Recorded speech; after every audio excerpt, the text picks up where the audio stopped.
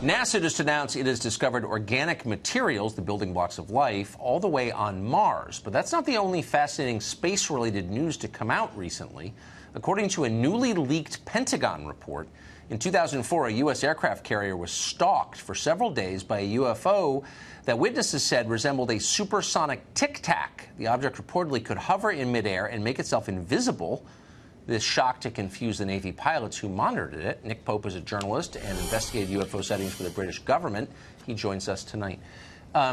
Nick, why would information like this, I know you've seen this a million times, but why would we need to read about it because it was leaked? Why wouldn't the U.S. government tell us this? Is there some reason?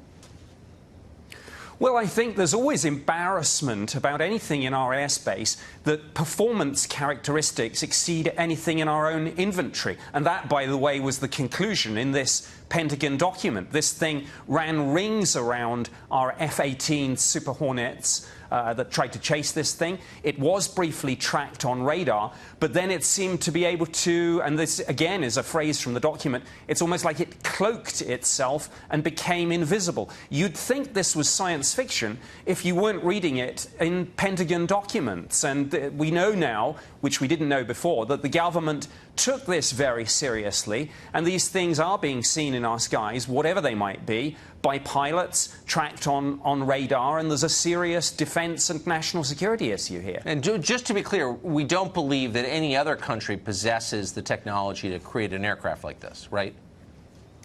Absolutely correct, yes. One of the things that went into this report was obviously looking to see if this sort of thing was anything in our own inventory and indeed anything that any other nation has. I mean, certainly when I was investigating UFOs for the British government, we knew that some of these things would turn out to be secret prototype aircraft, drones and missiles, but we always knew through our own intelligence sources, you know, who has what, so you can eliminate that.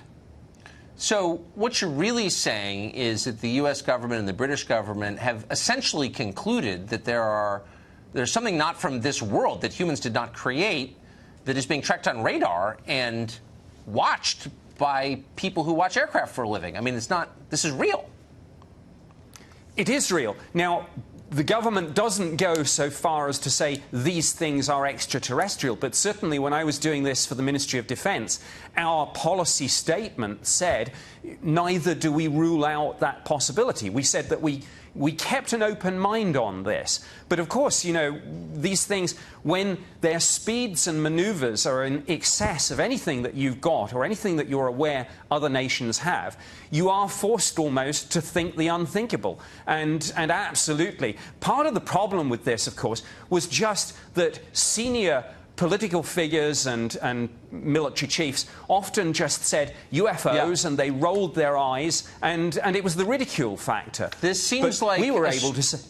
I'm sorry, we're out of time, Nick, but this just seems like a story that we should be covering much more than we do, and I hope you will come back. Thank you.